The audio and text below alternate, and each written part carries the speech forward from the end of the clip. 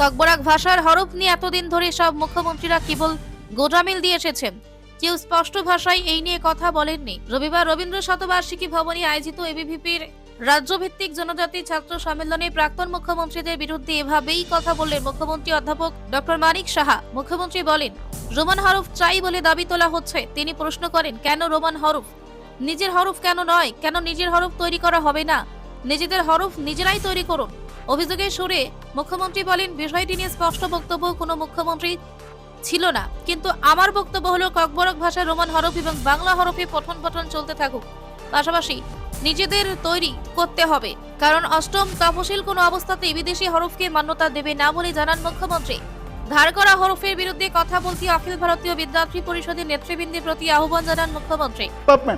আমরা এডিসির মধ্যে ডেভেলপমেন্টের জন্য আমরা কাজ করছি, তো সেখানেও ডেভেলপমেন্ট চাইছে, মানুষের সেখানে চাহিদা।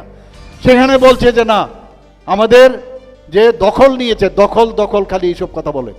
সেখানে গিয়ে উপস্থিত যখন অফিসার বলছে যে এগুলো পঞ্চায়েতের 3টা নিয়েছে, কিভাবে খোলা জলে মাছ ধরা যায় এইভাবে চেষ্টা করছে। এর জন্য আপনাদেরও প্রতিবাদ করা উচিত।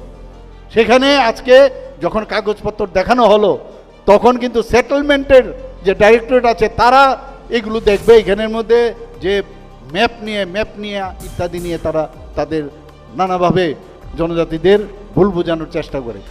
কোনো অফিসারের কোনো ক্ষমতা নেই যে এডিসি এলাকার কোনো অংশ কোথাও যোগ করা। অলরেডি এখানে পঞ্চায়েত মন্ত্রী আছেন, এখানে ওনার অলরেডি এনওসি নেওয়া হয়েছে, পঞ্চায়েত ছিল সেখানে এডিসির কোনো অংশ নেওয়ার কারোর ক্ষমতা নেই।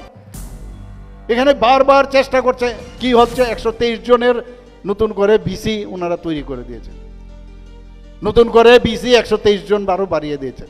আরে এর জন্য যে আইন কানুন তো একটা আছে, আইন কানুন মানবে না, 123টা বাড়িয়ে দিল।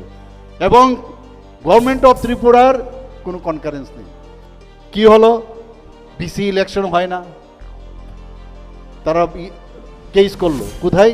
সুপ্রিম কোর্টে। যখন সুপ্রিম কোর্টে বুঝে গেল যে এই 123টা যে বিসি বাড়িয়েছে এটা বেআইনি, সাথে সাথে উইথড্র করলো। আমরা বারবার আমাদের ট্রাইবাল ওয়েলফেয়ার মিনিস্ট্রি থেকে আমরা বলেছি, আপনারা ভুল করেছেন, এটা হয় না এরকম, কারণ বিসি নেই।